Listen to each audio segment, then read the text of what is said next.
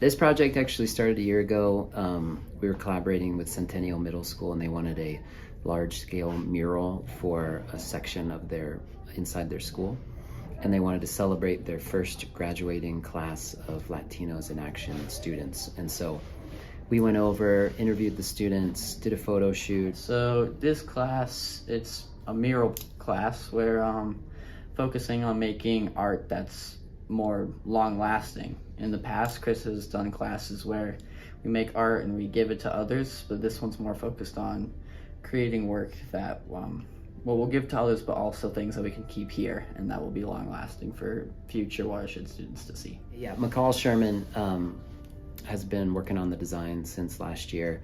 She was trying to capture each student, but also come up with a design that we could successfully and professionally execute in the time that we had. And so we've had a small team of like 5 students working on that mural, and we're gonna get it framed behind glass and installed on the last day of the trimester. Painting on a mural has been challenging for me because it's so challenging to see the bigger picture.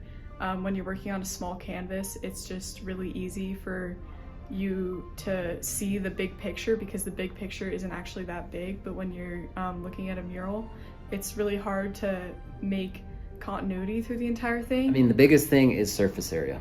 It's just bigger. And so you have to move a little bit more efficiently. And so it really takes your skills when it comes to like capturing shape and color and really test them. Because if you work the way you would on a canvas, you'll probably never finish the mural. And knowing that you don't have to capture all the details, because usually with the mural, people aren't studying it up close, they're seeing it from afar. And then I think the other thing is usually a big mural, it's hard to pull it off one person, whereas a canvas, oftentimes it's just one person painting. And so murals often involve a team of artists working together to pull it off. Painting on a mural is a lot different because you don't know what the texture of the wall is going to be. If there's cracks or if there's uneven surfaces, you got to work around that.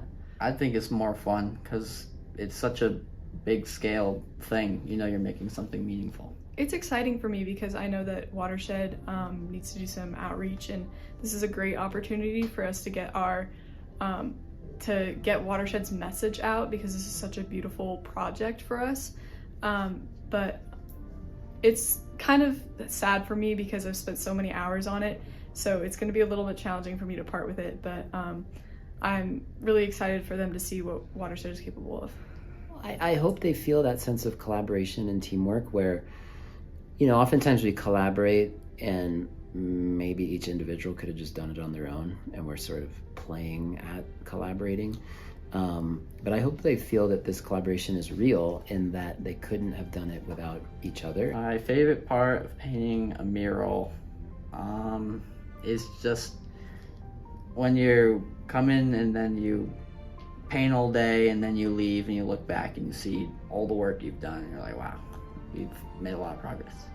I feel pretty good about making a mural that'll be shown to the school because it's cool to be a part of something that will be long-lasting and that kids will be able to see for years. In 10 years, if somebody sees the mural, I just hope that they would see it and think about how many hours it would take somebody, and I hope that they would think about like the message that all those hours mean. Like not only the message that the mural portrays, but the message of like how much time you spend on it and how special that makes it.